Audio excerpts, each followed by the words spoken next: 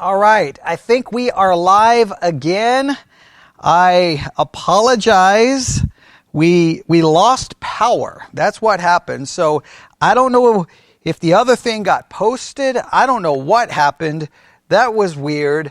But we are live on the air, so I'm going to wait here a second. It's 11:34, so this is not going very well right now. But this is the wonderful world of live streaming a church service. All right.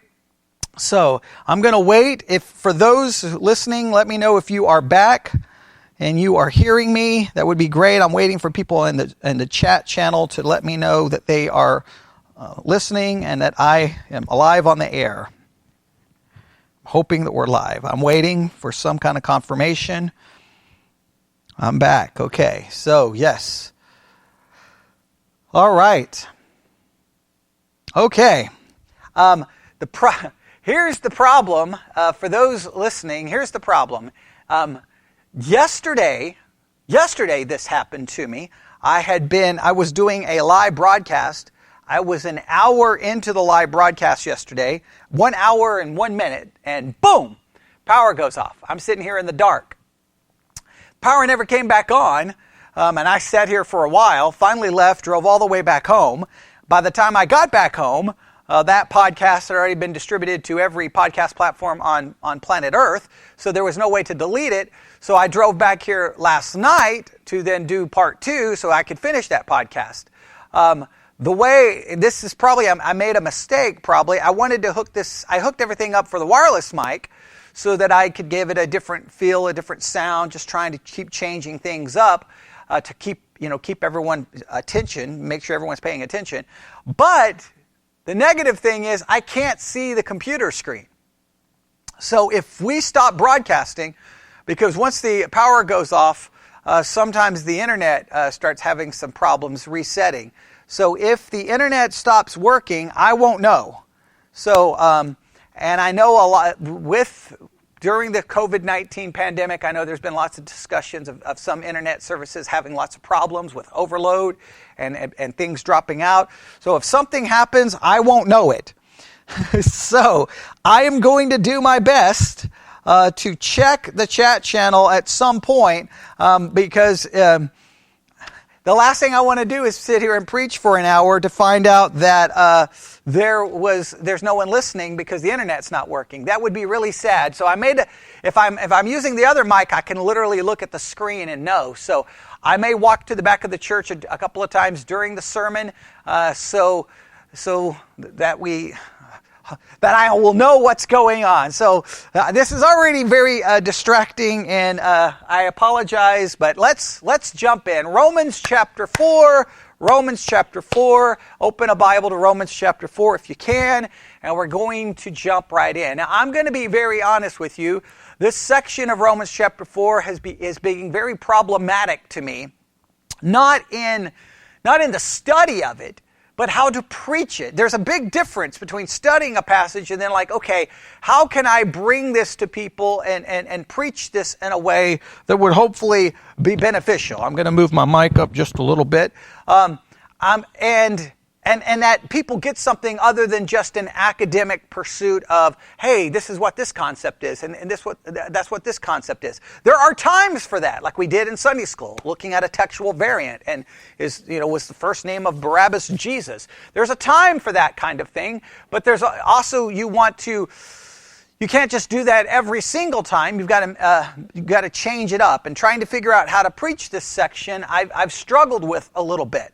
But so we're going to do a little bit of review, and then hopefully, I can take this section of Romans that we have arrived at and present it in a way that I think will be very beneficial. I almost want to kind of do an introduction for this section, but let's just jump in and see where this goes, considering we don't know how long we'll be on the air. All right, so let's jump in. Romans chapter 4, right? Romans chapter 4.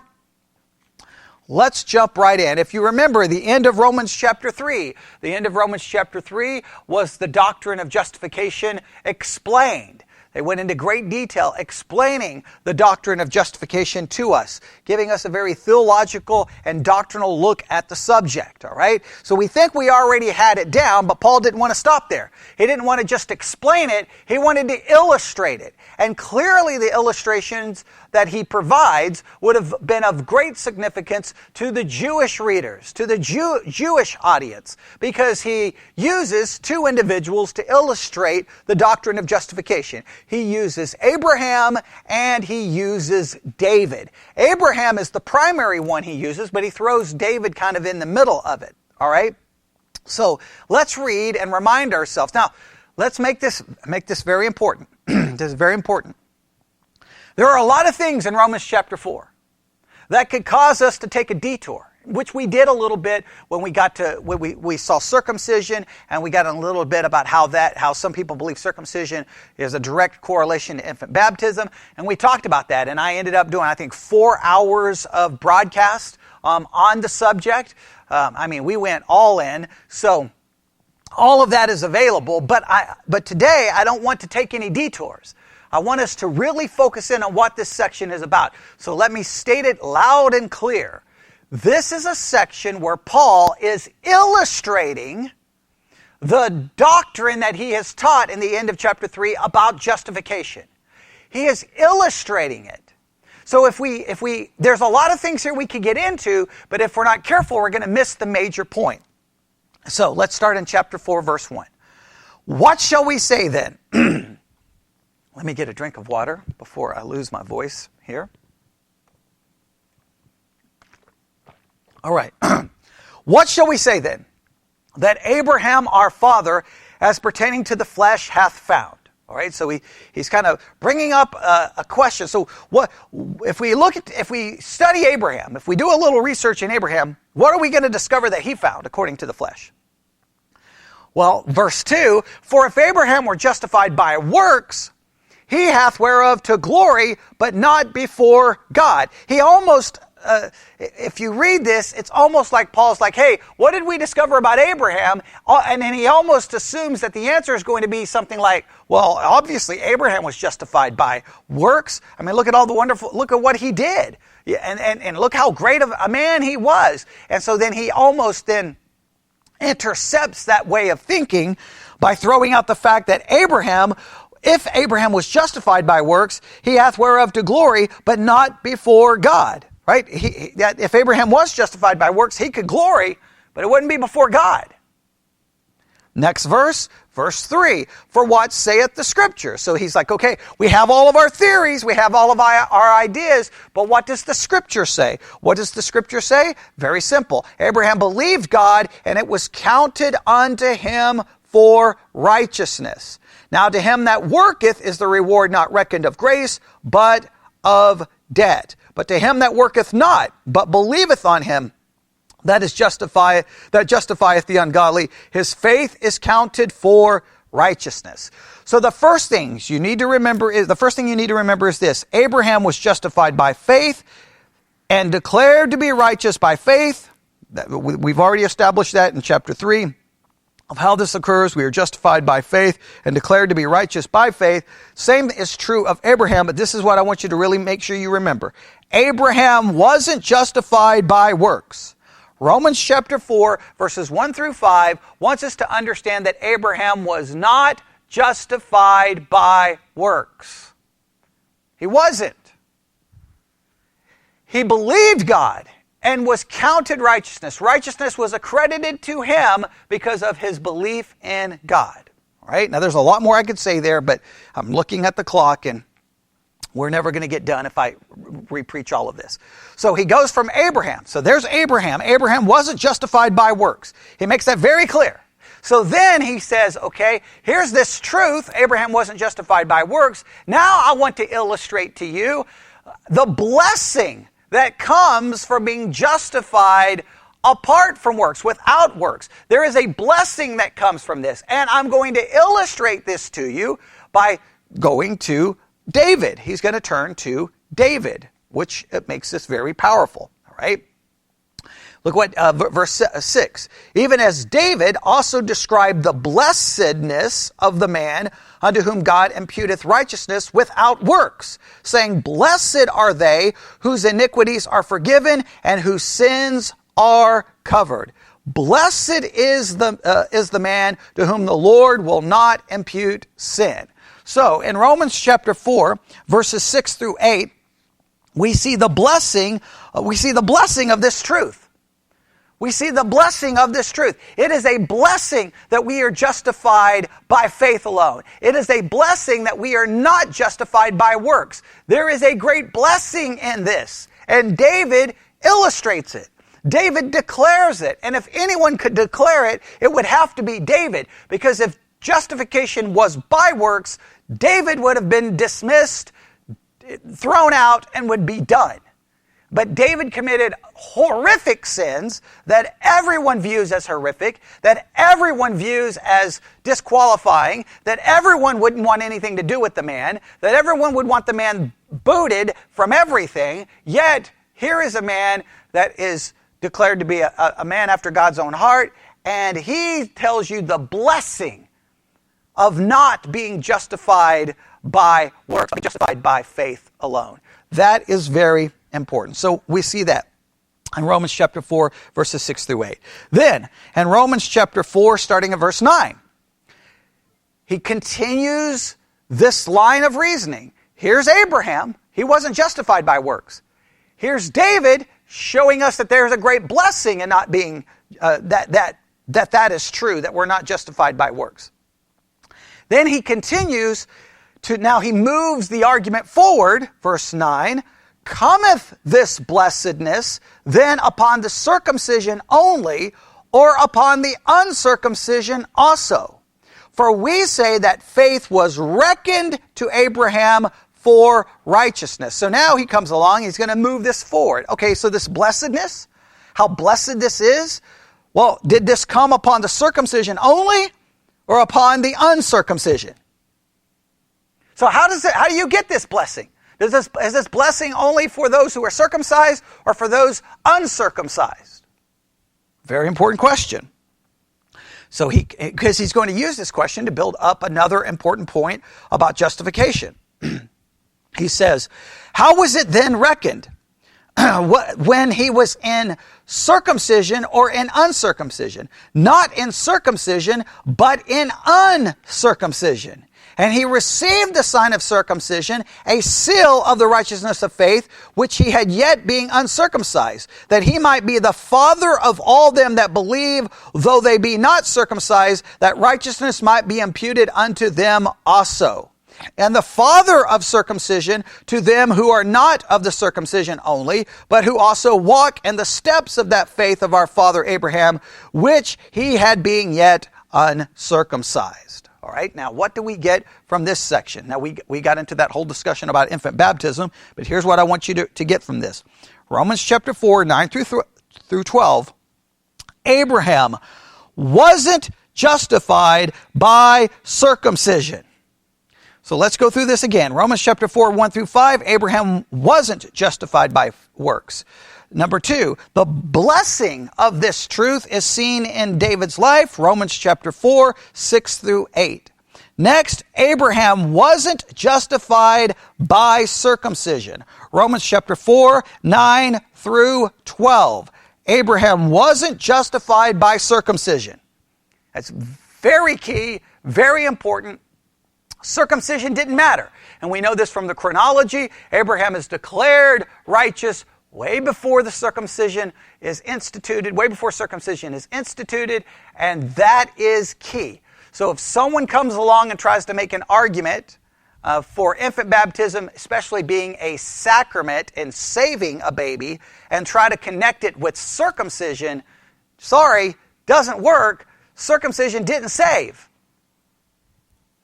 Circumcision didn't save. The basis of salvation, the basis of being right with God, wasn't circumcision. The basis of being right with God and being saved was faith.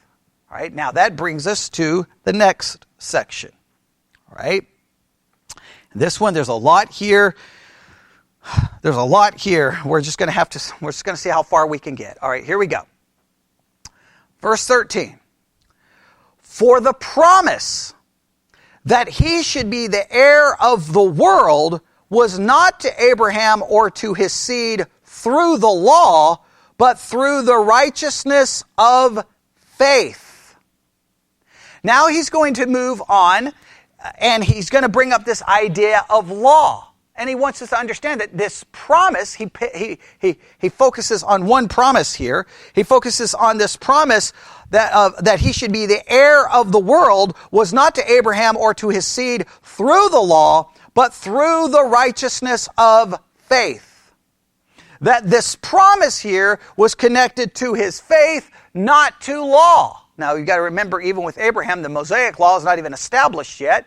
So it has nothing to do with the law. It had something to do with faith. Now, we could get into a whole discussion here. Well, we'll read a little bit here about heir of the world, what this should mean, and how we should understand it. We can understand it this way. This is from one commentary. That he should be heir of the world. An heir is one who succeeds or is to succeed to an estate. In this passage, the world, or the entire world, is regarded as the estate to which reference is made. And the promise is that the posterity of Abraham should succeed to that, or should possess it as their inheritance. The precise expression used here, heir of the world, is not found in the promises made to Abraham. Those promises was that God would make of him a great nation, Genesis 12:2. That in him all the families of the earth should be blessed, Genesis 12:3. That his posterity should be as the stars for multitude, Genesis 15:5. And that he should be the father of many nations, Genesis 17:5. As the latter promise is one to which the apostle particularly refers. It is probable that he had in his eye the promise had at first respect to his numerous natural descendants and to their possessing of the land of Canaan, but it is also regarded in the New Testament as extending to the Messiah, as his descendant, and to all his followers as the spiritual seed of the Father of the faithful. When the apostle calls him the heir of the world, he sums up in this comprehensive expression all the promises made to Abraham, that his and his spiritual descendants. That is, those who possess his faith shall be so numerous as to possess all the lands. So that's what he's referring to there as being heir of the world. But this promise, all these promises given to Abraham, all of these wonderful things that were said to occur, what Paul wants us to get, that's the main thing. We could get into all of the discussion here, but the main thing he wants us to get is that it did not come through the law, but through the righteousness of faith. For if they which are of the law be heirs, faith is made, for if they which are of the law be heirs, faith is made void, and the promise made of none effect. He wants them to understand that, hey, Abraham, that everything pertaining to Abraham was because of faith. It was because of grace. It was because of what God did for Abraham, not because of what Abraham did for God.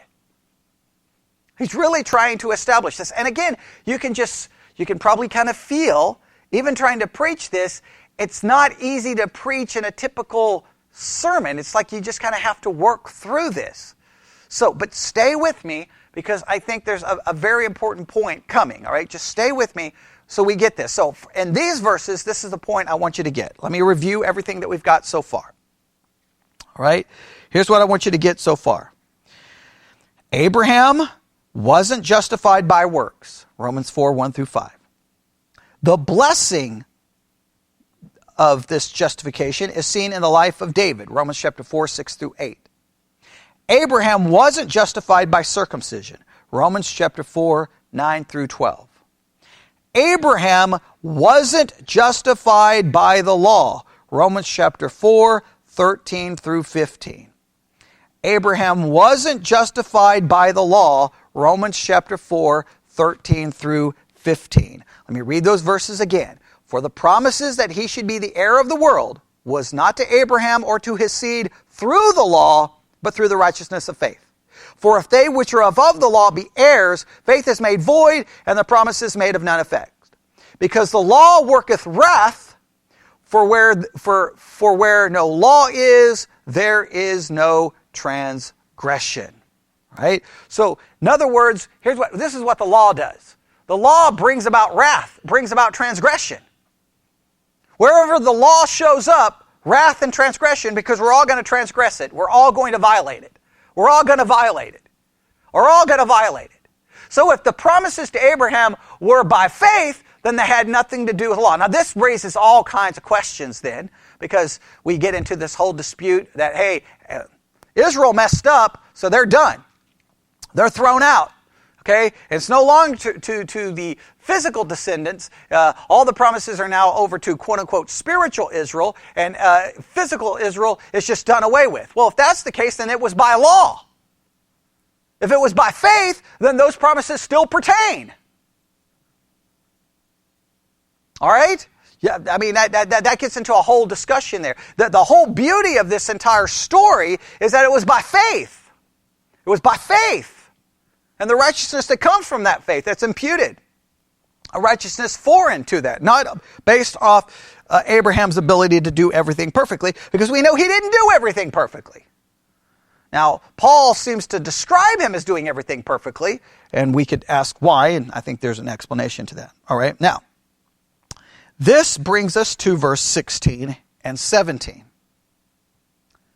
All right, Romans chapter 4, verses 16 through 17.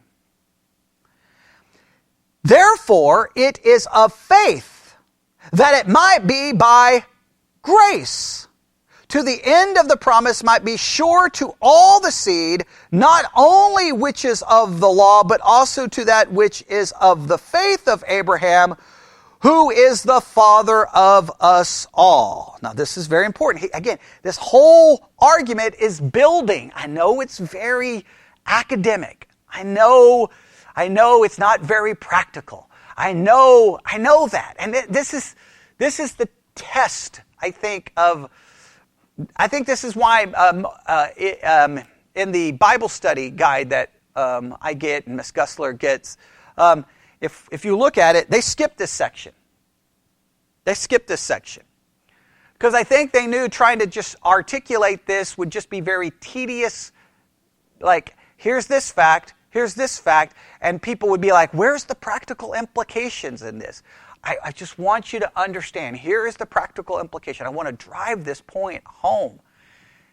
Everything starts with Abraham, and everything was by faith. And therefore, let me read it again, verse 16. Therefore, it is of faith that it might be by grace. So the next thing we can write down, Abraham was justified by grace. He was justified by grace. Now let's go back and review all of these again.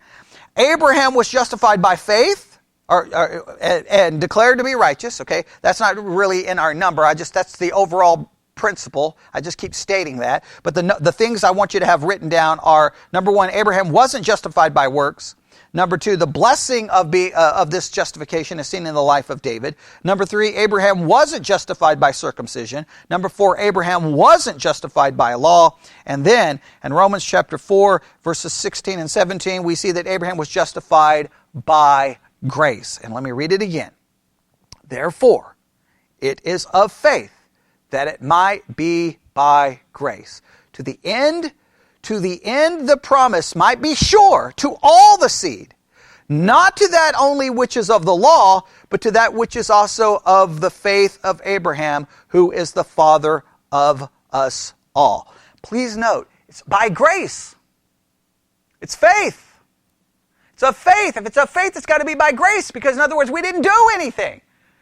Abraham believed, and then these promises are there because of faith. This is very, very important. All right? Now, this brings us to verse 17. As it is written, I have made thee a father of many nations, before whom he believed even God, who quickeneth the dead, and calleth these things which be not as though, that calleth those things which be not as though they were. Now, verse 17, I believe, becomes the key to the rest of the chapter. I believe verse 17 becomes the key to the rest of the chapter. 16 makes it very clear, hey, this is not just, it was of faith, and therefore it's by grace. All right? So, Abraham is justified by grace. 17 sets up a very important principle. And I want to state the principle this way. And part of me this morning wanted to just start with Romans chapter 4, starting at verse 17. That's what I wanted to do. I wanted to avoid all of this review and just jump right in. But I feel that that would be unfair because you need to understand everything leading up to it because it's all building towards this. Now, here is what I want you to see. This is very, very, very important. And this is what I'm going to try to establish here over the next few minutes. I don't have a lot of time, but I'm going to do my best, all right? All that we've learned about Abraham being justified, right? That he wasn't justified by works. He wasn't justified by circumcision. He wasn't justified by the law. He was justified by faith. He was justified by grace. All of these truths lead to a very important principle that I want you to write down. Abraham's justification occurred because of divine power, not human effort. Abraham's justification occurred due to divine power, not human effort. And we're getting ready to see this in a very powerful way. Now, I could really break this down and try to, add one, two, all kinds of subpoints, but I'm going to really just try to focus in on this concept, and hopefully you can see it in the text. Hopefully you can see it, and then we'll really try to make this a powerful point, because I think that this is what, and it really relates a lot to today being the day we remember the resurrection of Christ. I think this really comes in and makes this very important. All right, so let's look at this. All right, let's go back to verse 17. 17 to 25, these are the verses that are really going to drive this point home, that Abraham's justification occurred due to divine power, not human effort. And we're going to see this play out. For as it is written, I have made thee a father of many nations, before him whom he believed, even God, who quickened the dead, and called those things which be not as though they were, who against hope believed in hope, that he might become the father of many nations, according to that which was spoken, so shall thy seed be. Now, Abraham, if we go back and look at the life of Abraham, and we're going to go back and just kind of remind ourselves of some key elements. Abraham is put in a crazy situation. Abraham receives this call to leave the land and leave all of his relatives. Just leave everything. He doesn't even know where he's going. And he starts getting these promises that he's going to be a father of many nations, and that his seed is going to be like the stars and the sand, and all of these like promises that are even hard to comprehend, even hard to wrap your mind around. Even if you receive the promise on a Monday, and by Friday the promise was coming to pass, you were starting to see it starting to come to pass. Even if that was the case, it would still be hard to believe. But in Abraham's case, it didn't work that way. He received these promises, and there's a long journey to get there. Let me read from some commentaries kind of describing this journey. All right. Abraham's original name was obviously Abram, which means father of many. Yet when God called him while he was living in Ur of the Chaldeans, the patriarch was childless.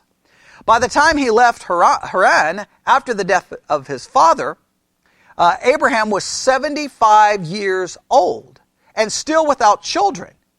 Yet by faith he began the last part of his journey to the land God had promised. In his initial call, God promised that he would make of Abram a great nation. And when the promise was repeated some years later, the Lord promised Abraham that his descendants would be as innumerable as the stars in the heavens, although the patriarch and his wife Sarah were still childless. It was at that time that Abraham believed in the Lord, and he reckoned it to him as righteousness. Yet it is evident from the preceding passages in Genesis that Abraham's response to God had previously been that of sincere, unconditional faith. We do not know what Abraham's thoughts were when he was originally called in Ur or when he first entered Canaan, the promised land. We do know how God convinced Abraham that he was indeed the true and only God, or how he persuaded Abraham. These are some things we don't know. We don't really know how he persuaded him, but we do know this, that the same God who made the call obviously prompted the faith to respond to it. Obviously, we believe faith is a gift of God. So he calls Abraham. He obviously grants him this faith, an act of grace. Okay, Abraham obviously believes. Abram's faith was truly astounding. For some 40 years before it was fulfilled, Abram believed God's promises to give him an heir. For the century that he lived in Canaan, Abraham owned none of it except for the small parcel of ground he bought for a burial site for Sarah and himself. Abram trusted God to make him a father of a great nation and of a multitude of people, although there would not be a nation in the usual sense of the term until nearly 600 years later, when Joshua would lead the Israelites back into Canaan to possess it. After Abram arrived in Canaan, he was immediately faced with a number of severe tests of his faith. He encountered famine, a potential hostile Pharaoh, a conflict with his nephew Lot, and apparently a struggle with fear. Yet through all of that testing, he remained faithful to God, the God who had called him. Dr. Barnhouse states it this way. Now, Abram was an Oriental. He was used as the palaver of the Orientals. Furthermore, he was strategically located. The roads that camel caravans that carried the commerce of the ancient world between Egypt and the north and the east. He owned the wells, and his flocks and herds were great. The scripture says that Abram was very rich in cattle and in silver and gold. When the caravans of the rich merchants came into the land, either from the north or from the south, they stopped at Abram's wells.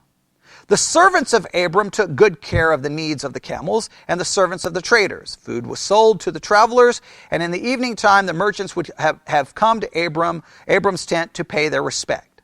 The question would have followed a set pattern. How old are you? Who are you? How long have you been here? When the trader had introduced himself, Abram would be forced to name himself Abram, father of many. It must have happened 100 times, 1,000 times, and each time more galling than the time before. Oh, father of many? Congratulations. How many sons do you have? And the answer was so humiliating to Abram. None. And many a time there must have been the half-concealed snort of humor by the fact that his name stated it was a father of many, and, well, there were no children to back up such a name. Abraham must have stilled himself for the question and the reply and have hated the situation with great bitterness. Father of many, father of none. The possibilities were varied, and I believe that it is possible to detect the psychology of the narrative. The fact that there was much gossip about it. The servants who heard the jokes and who saw Abram's embarrassment repeated the details with probably in different variations. It was a world of cloth and goat skins where all lived in tents, and there was little privacy from the eyes and none in the realm of the ears. And there must have been many conversations on the subject. I wonder why they can't have children. I wonder what's going on. Is it Abram's fault or Sarah's fault? What's his problem? We could go on and on. I mean, they go into a long descriptions here, but you get the idea. It would have been like, what is going on? What is going on? I've got all these promises, but what is going on? What is happening? And guess what was happening? one day turned into another day, that turned into another day, that turned into another day, that seemed to make the idea that these promises were even more improbable and more foolish. More like, just no way it can happen. And I want you to see that this is very critical, because what it was doing, it was bringing ultimately Abraham and Sarah to the end of themselves. Which Paul is in a sense using this to demonstrate how salvation occurs. Salvation doesn't occur with human effort. Abraham would not be able to bring about these promises through human effort. In fact, when he attempted to bring it back to occur through human effort, it failed. When Sarah, and you can probably see why Sarah came up with the idea. The humiliation, the laughter, the mocking, that she probably felt like, we've got to do something to fix this situation. And they attempted. Here's Hagar. Use her. Have a child. No. God was like, no, I'm not going to accept Ishmael. The covenant's not coming through Ishmael. The promises are not coming through Ishmael. Ishmael's not part of this. Your attempts failed. Your efforts didn't work. See, you couldn't bring this about through human effort. You couldn't bring this about through work. You couldn't bring this about through circumcision. You couldn't bring this about through law. This brings us to literally what all those other points, Paul is bringing them to say the reason human effort doesn't work is because it didn't work in the life of Abraham. Human effort doesn't work. Human effort isn't what brings about these promises. Something else was going to be required, and that was going to be supernatural power, divine power. So, let me read this again now.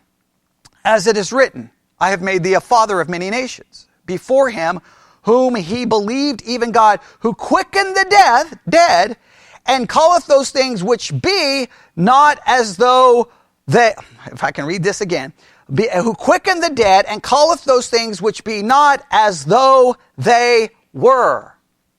That's what faith is trusting in God to believe in that which doesn't seem possible. Trusting in God to even bring something from the dead. Divine power was going to be necessary. And Abraham was going to have to believe this in a powerful way. If you go to Hebrews, go to Hebrews really quick. Oh, I'm going to run out of time. Because we started so late. Hebrews. I think this is very important. Hebrews chapter 13, I believe. Or Hebrews... Let's go to Hebrews chapter 11, I should say. Hebrews chapter 11. Hebrews chapter 11, verse 8. Hebrews chapter 11, verse 8. By faith, Abraham, when he was called to go out in a place which he should after receive for an inheritance, obeyed and went out, not knowing whither he went. By faith he sojourned in a land of promise, as in a strange country, dwelling in tabernacles with Isaac and Jacob, the heirs with him of the same promise. For he looked for a city which hath foundations, whose builder and maker is God. Through faith also Sarah herself received strength to conceive seed, and was delivered of a child when she was past age, because she judged him faithful who had promised. Please note how all this comes about. Comes about when they couldn't do it. They couldn't produce it. God had to intervene. God had to do it. That's why the justification is not by works. That's why the justification is not by circumcision. That's why the justification is not by effort. If it was, then the whole story of Abraham is destroyed. The story of Abraham is like, here's these wonderful promises. Trust it, believe in them. Trust them, believe, have faith. I have faith. Okay, now guess what? You're not going to do anything to get these promises to come about. God's going to have to do it. And guess what God's going to do? He's going to bring you to the point that you finally, ultimately realize you have no chance. And every time you try to do it yourself, it's going to end up in failure. Verse 13, these all died in faith, not having received the promise, but having seen them afar off, and were persuaded of them, and embraced them, and confessed that they were strangers and pilgrims on the earth. They never actually saw the fulfillment of these promises, but they believed in them as if they were. He trusted in them as if they were. For they that seek such things declare plainly that they seek a country. Verse 15. Let's go to verse 17. Let's go to verse 17. By faith, Abraham, when he was tried, offered up Isaac. He that received the promise offered up his only begotten son, of whom it was said that in Isaac shall thy seed be called, accounting that God was able to raise him up even from the dead, from whence also he received him in a figure. He brought him totally to the end of himself. He waited until they were past the ability to produce children in order to produce children, letting them know it came from God. And then he brought Abraham to such a test that saying, hey, you remember that promise I gave you about an heir? Well, here's your only begotten. Here's the son that the promise is supposed to come through. Go kill him. Go kill him. That would go against. No, and what God was trying to show him, it's not you, it's me. So Abraham trusted and by faith, that even if God was to kill Isaac, he would raise him from the dead, because that promise had to come through someone. He wanted Abraham to be brought to the end of himself. That's the point that he's trying to make in this section, that salvation is according to divine power, not human effort. Now let's read all of this and we see how this will play out.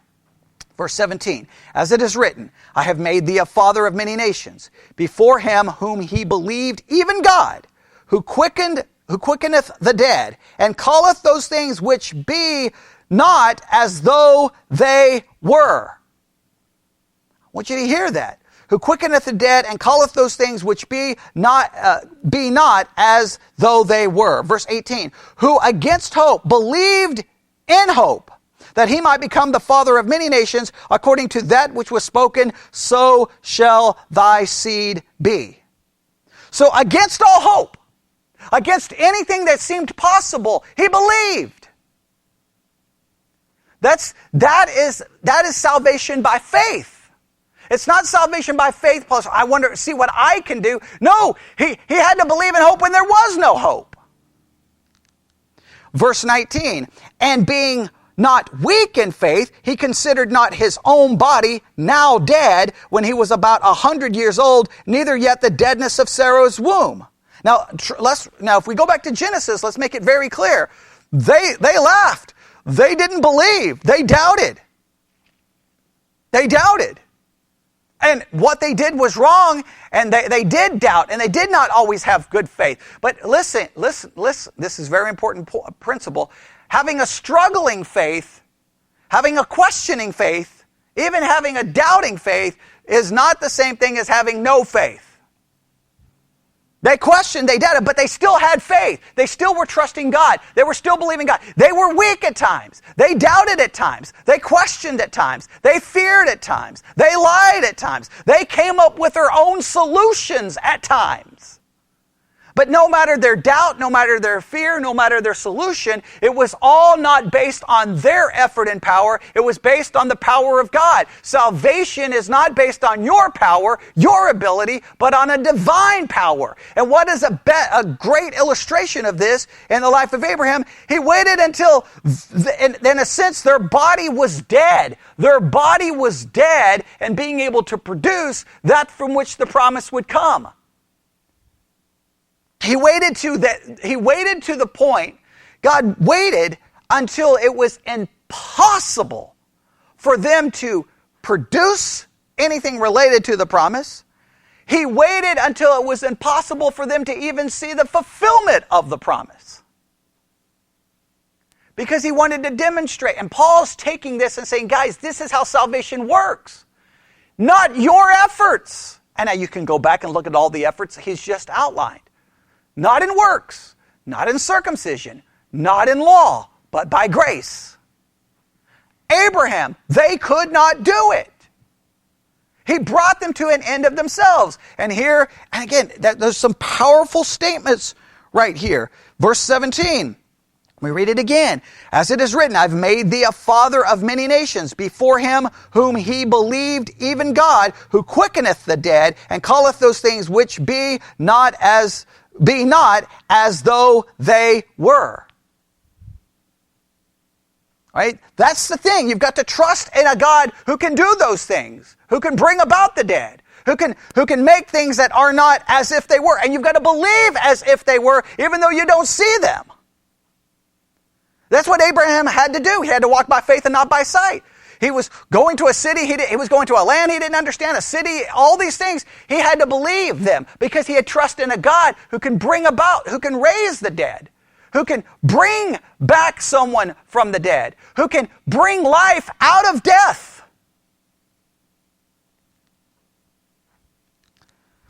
Verse 18, who against hope believed in hope, that he might become the father of many nations, according to that which was spoken, so shall thy seed be. Verse 19, and being not weak in faith, he considered not his own body now dead when he was about 100 years old, neither yet the deadness of Sarah's womb. He staggered not at the promises of God through unbelief, but was strong in faith, giving glory to God. Abraham, they're viewed as being all perfect and righteous. Well, they're viewed that way because they were accounted righteousness because of the righteousness of God imputed to their account, not because of their actual righteousness. So they're spoken of as being all of this. Verse 21, and being fully persuaded that what he had promised, he was able to perform. And therefore it was imputed to him for righteousness. Now it was not written for his sake alone that it was imputed to him, but for us also. To him, to whom it shall be imputed if we believe on him that raised up Jesus our Lord from the dead, who was delivered for our offense and was raised again for our justification. There is the message. And this is why I was waiting for this day to preach this. We trust in God who raised Jesus from the dead. In a situation that, humanly speaking, Jesus should have been finished, the end of Jesus no more in his death. But in that death, he was producing and granting us life. Death produced life because only God can do that. We can't. He was buried, should have been the end, but from death brings about a resurrection. This is how salvation works. You can't be saved until you give up. Until you have walked and you realize, I can't do it. I can't be good enough. I can't do anything. I can't produce anything that would be pleasing to God. I'm at the end of myself. I tried.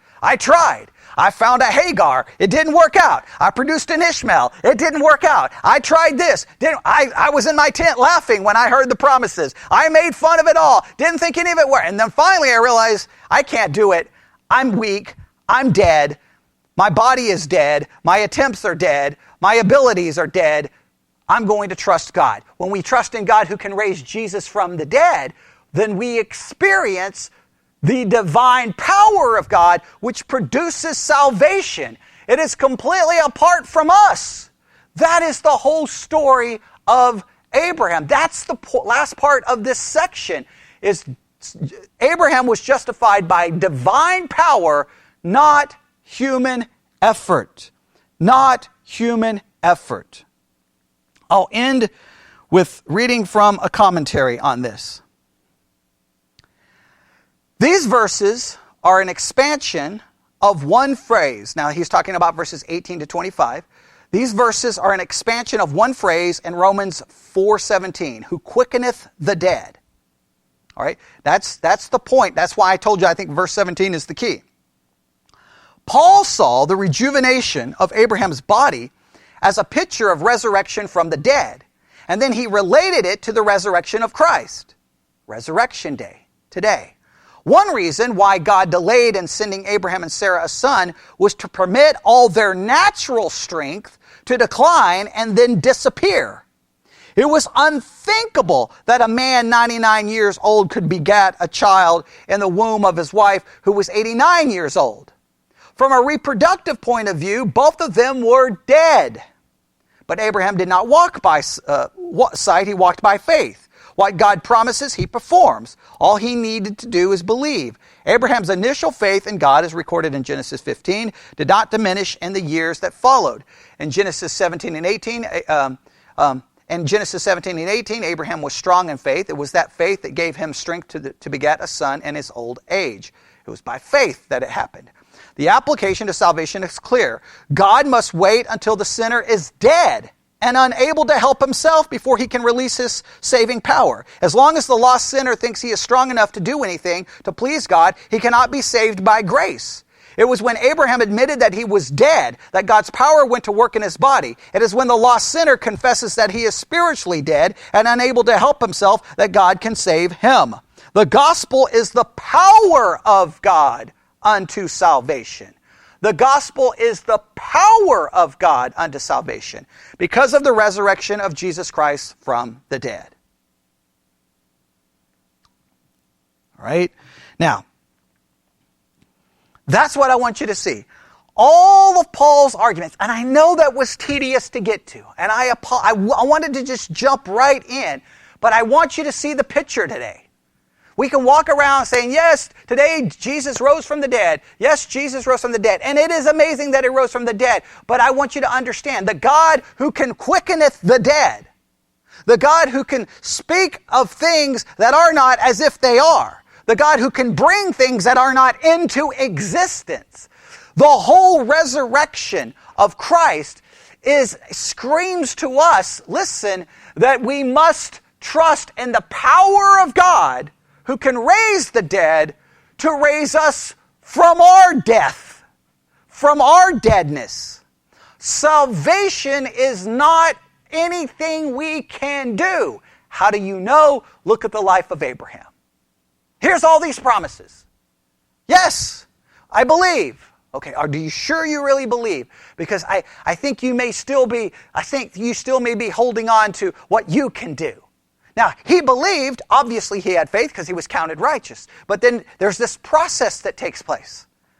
One day turns into a week turns into a month turns into a year turns into 2 years, 2 years turns into 4 years, year after year after year, and you're still wandering around, you're still sitting there. What's your name? Abram, the father of many. Yeah, right, you're how many kids? You got none. Yeah, I don't know if you realize this, you're old. And then the whisperings could be going on with the servants going, I wonder, Abraham, whose fault? Why can't they have a child? I don't know what's going on with them. What's wrong with them? What's wrong with them? What's wrong with them? And then they finally come to the end of themselves. Look, all these promises God's given us, clearly we got to get involved here. Clearly, we've got to do our part. Clearly, it didn't work. They produced an Ishmael. Didn't work. God said, no, that's not where the promises are coming from. All of my promises are still in effect. You wait. And then ultimately when they realized they couldn't, they shouldn't, then God steps in and boom, produces a child. And even that was still 1,000,000 miles away from the promise. All the promises were still 1,000,000 miles away. A land, a nation, all of those promises that the whole world's going to be blessed, that your descendants would be so numerous. He couldn't even comprehend all of that because none of that could be done through Abraham. That's why when God established the covenant with Abraham, he put Abraham to sleep. Because God ultimately established a covenant with himself. He made the covenant with himself. God's going to keep that covenant. He's going to fulfill every single promise. And it's not for us to come along and take those promises away from the people God made promises to and say, well, they're not for them because they were somehow disqualified. No, it was all by God. It was all by faith. And that's exactly a picture of our salvation. There's all kinds of promises associated with salvation, right? You're adopted as a child of God. You're a co-heir with Jesus Christ. Whoa, that's You're going to rule and reign with Christ. Think of all the promises that are given to you. Look at all the promises associated to salvation. Your sins will be as removed as far as from the east is from the west. Your name is written in the Lamb's book of life. There'll be no more pain, no more suffering, no more death. You can't comprehend any of those promises. Guess what you can't do? You can't produce any of those promises. Guess what all your works will do? Won't help you. Your works will simply produce an Ishmael. Your efforts will simply produce an Ishmael. So we can run around finding our Hagar to create an Ishmael, but it's not going to do us any good for our salvation. Our salvation is because of the divine power of God. His divine power to save us who do not deserve saving. All right, I'll stop right there. There's so much more I would like to say. I hope that started off all messed up.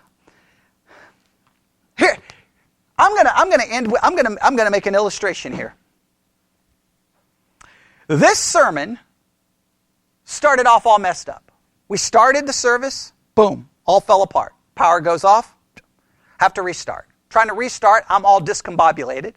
I start trying to talk, losing my voice. I'm trying to work through the text, going through Romans chapter 4, I'm misreading everything. I'm all discombobulated. But there was a part there that I just wanted to say, hey guys, I'm just going to stop because this is not going well. There's literally a part there that I almost just stopped. Just said, forget it. I'm all discombobulated. I'm sitting here. I kept pacing back and forth to the back of the church. I don't know how many times I came back here. Probably 60. Worried that I had been knocked off the air. So my brain was all focused on being knocked off the air. Completely, that's where my brain was. That's part of the problem of not reading things, because my brain was so preoccupied. Like, I wonder if I'm still on the air. I wonder if I'm still on the air. So everything went wrong. Everything went wrong. So from a human perspective, this has been an ultimate and complete failure. You talk about the foolishness of preaching, this is a good example of it. But now I have to trust God that God will do what He wants with the message. What's the picture of our salvation? Our whole life we're discombobulated and we're messed up and things don't go the right way. And all of my attempts to try to make the sermon go right wasn't working. I wasn't helping the situation. I have to trust God. Well, that's how salvation works. Everything goes wrong, and we can sit there and count and hope and trust that we can somehow do enough good works, that we can somehow do enough to prove this or to prove that. Abraham's actual efforts disproved, like how many Christians would say, is Abraham's actions disproved that he even had faith. But that's a lie. Because the New Testament says he did not stagger at the promises of God, that he had a strong faith. We look back at Genesis and go, look at that, look at them. They finally get a strong faith. But no. Romans comes along and says no, because the minute he had faith, he was counted righteousness, and so it is discussed as him being godly and righteous, even though he failed. Because his attempts did not change the promises of God that were there by faith. And your failure and my failure, no, we don't excuse the failure of Abraham. We don't excuse our failure. But our salvation is dependent upon divine power, not human power. That's why whenever everyone says, look at Christians, they fail. Well, yes, we all fail. But we never said that our salvation was dependent upon our power. It's dependent upon God's power. That doesn't excuse our failure. Let me make it very clear. It does not excuse it. But we got to make sure that failure is never because we don't judge salvation based off someone's failure or lack of failure. Salvation is based off faith and the divine power of God, not human effort. And we see that in the life of Abraham. Yes, do I wish Romans 4 would be written somewhat in a different way? It's being used in almost a very academic argument, so it doesn't preach very well. So you have to kind of make it through that to get to the preaching part, but hopefully the preaching part ultimately paid off. And so everything went wrong, and it makes me mad because this is Resurrection Sunday, and I wanted the Resurrection Sunday sermon to be really powerful, and it was all broken, but hopefully God will use it. So there you go. I'll stop right there. Those who are not members of the church, you can always contact me. Members of the church, you can say whatever you want in chat. And hopefully something beneficial will come from this. Apologize for all the technical difficulties, but maybe God will bless it. So we'll pray that God will do that. So continue to be safe, continue to pray for everything happening in our world. It's crazy right now, and we'll continue to just look at the situation and week to week try to figure out what we should do as a church. May God bless you. Have a great rest of your